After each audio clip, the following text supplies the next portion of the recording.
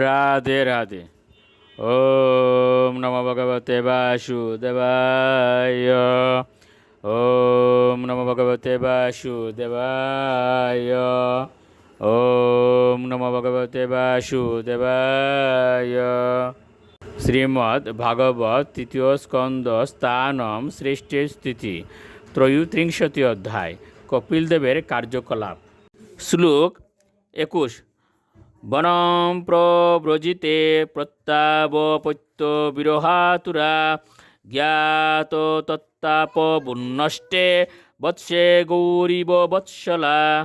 অনুবাদ: দেবতীর প্রতি ইতিমধ্যে গৃহত্যাগ করে সন্ন্যাস আশ্রম অবলম্বন করেছিলেন এবং তারপর তার একমাত্র পুত্র কপিলদেব গৃহত্যাগ করেছিলেন।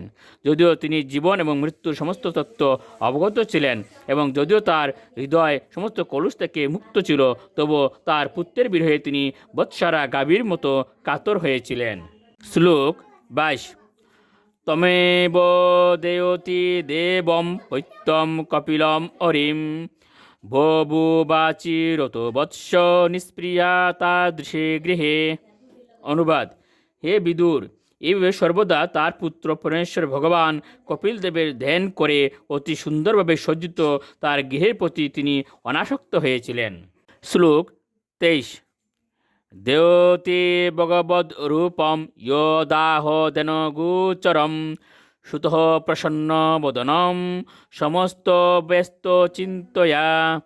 অনুবাদ: তারপর তার পুত্র প্রসন্নবদন ভগবান কপিলদেবের কাছ থেকে সমস্ত বৃত্তান্ত গভীর আগ্রহ সহকারে শ্রবণ করে দেবতী নিরন্তর পরমেশ্বর ভগবানের বিষ্ণুরূপে ধ্যান করতে শুরু করেছিলেন। শ্লোক 24 ও 25।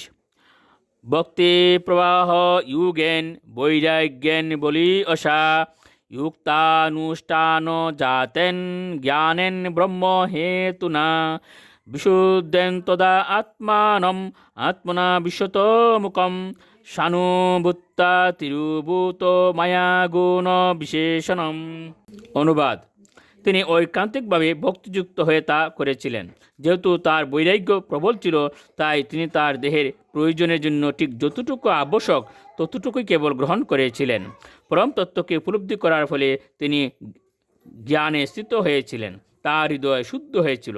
তিনি পরমেশ্বর ভগবানের ধ্যানে সম্পূর্ণরূপে মগ্ন হয়েছিলেন এবং জড়া প্রকৃতির প্রভাবজাত সমস্ত দুর্ভাবনা দূর হয়েছিল।